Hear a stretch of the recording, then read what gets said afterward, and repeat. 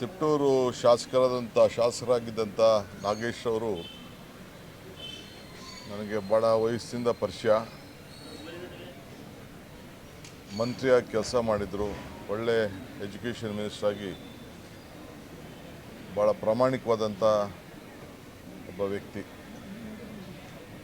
ನನಗೆ ಬೆಳಗ್ಗೆ ತಾನೇ ನಮ್ಮ ವಿರೋಧ ಪಕ್ಷದ ನಾಯಕರು ನನಗೆ ತಿಳಿಸಿದ್ರು ಈ ರೀತಿ ಆಗಿದೆ ಅಂತೇಳಿ.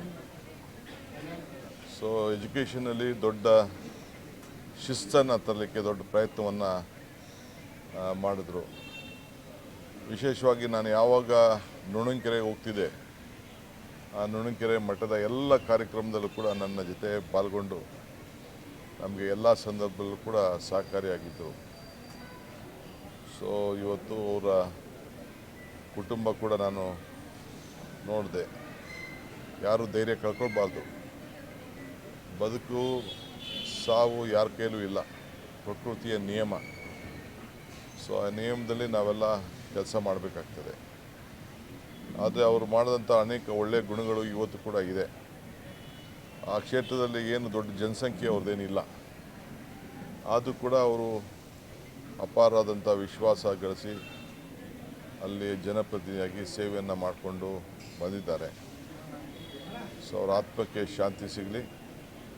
ಸರ್ಕಾರ ಕೂಡ ಅವ್ರಿಗೆ ಏನು ಒಂದು ಗೌರವವನ್ನು ಕೊಡಬೇಕು, ಅವ್ರಿಗೆ ಆ ಗೌರವವನ್ನು, ಸರ್ಕಾರದ ಗೌರವ ಎಲ್ಲ ಥರದ್ದು ಕೂಡ ಅವ್ರಿಗೆ ದೊರೀತದೆ.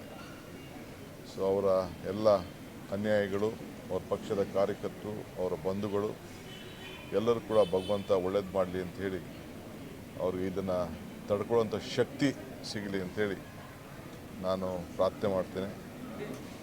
ಸೊ ಇವತ್ತು ನಾನು ಅಸೆಂಬ್ಲಿಲಿ ಕಾರಣದಿಂದ ಅವ್ರಿಗೆ ನಮನವನ್ನು ಸಲ್ಲಿಸಲಿಕ್ಕೆ ಆಗ್ತಾಯಿಲ್ಲ ಇವತ್ತು. ಏಕೆಂದರೆ ನಾನು ದೆಹಲಿಯಲ್ಲಿ ನನ್ನದೊಂದು ಸಭೆ ಇದೆ, ಹೋಗಬೇಕಾಗಿದೆ. ನಾಳೆ ತಮಿಳುನಾಡಿನಲ್ಲಿ ಒಂದು ಸಭೆ ಇದೆ, ಹೋಮ್ ಮಿನಿಸ್ಟ್ರು ಕರೆದಿರೋಂಥ ಸಭೆ, ಅದರಲ್ಲೂ ಕೂಡ ಪಾಲ್ಗೊಳ್ಬೇಕಾಗಿದೆ.